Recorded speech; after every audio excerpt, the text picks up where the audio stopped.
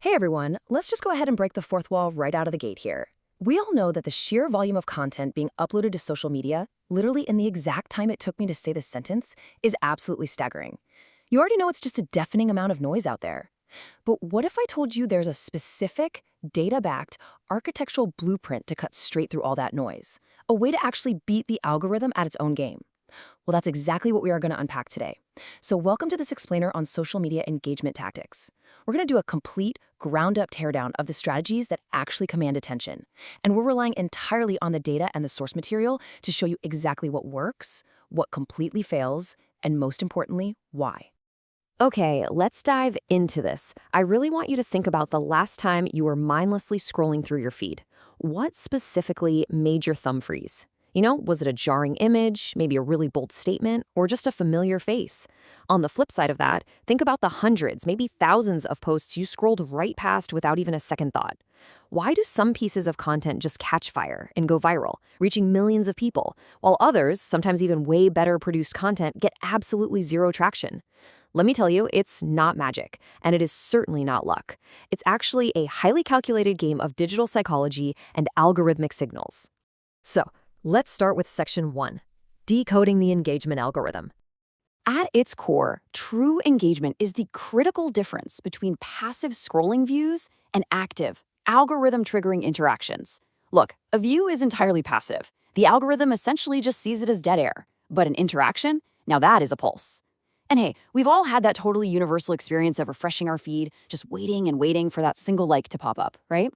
But while we all know the dopamine hit of getting a like, what we're really looking at here is how the platforms actively reward that connection with accelerated reach. Because when an audience actually engages, they are sending the strongest possible signal to the algorithm that this content is worth amplifying to a much broader network. Moving right along to section 2, mastering the initial hook.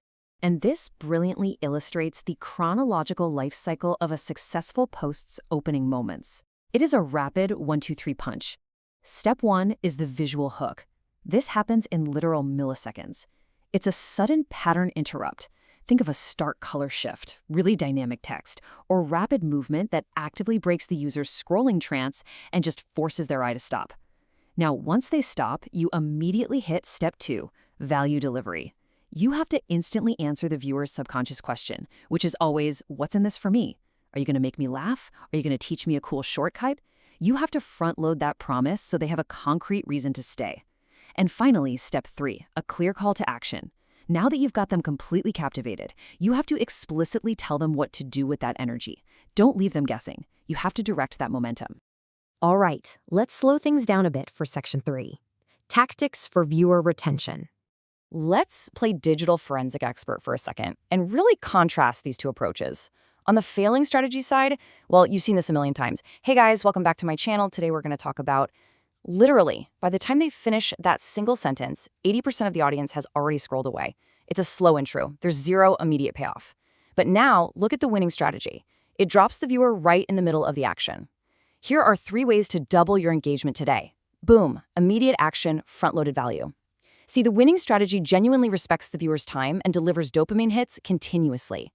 And that is exactly why it holds retention curves far, far longer than the traditional slow burn intro. Which brings us to section 4, the art of the ask. I absolutely love this quote from our source material. Engagement isn't an accident. It's a designed conversation between the creator and the community. I really want you to think about that word, designed. You aren't just tossing a video into the void and crossing your fingers hoping for the best. You're actually architecting a space for interaction. Because passive audiences are perfectly happy to remain passive forever. If you want them to talk to you, you literally have to build the space and officially invite them to the table. So the crucial point is how we distill that big philosophy into actual, actionable tactics. First off, ask specific questions. Don't just vaguely ask, so what do you think? No, ask, would you choose option A or option B? Make it completely effortless for them to reply. Second, you want to reply to comments within 10 minutes of posting. This early momentum clearly signals to the algorithm that a real-time conversation is happening, and it pushes the post out to way more feeds. Third, use polarizing but totally safe statements to spark some debate. Think something like, pineapple definitely belongs on pizza, right? It's harmless, but people feel like they absolutely have to share their opinion on it. And finally, direct users to save the post for later.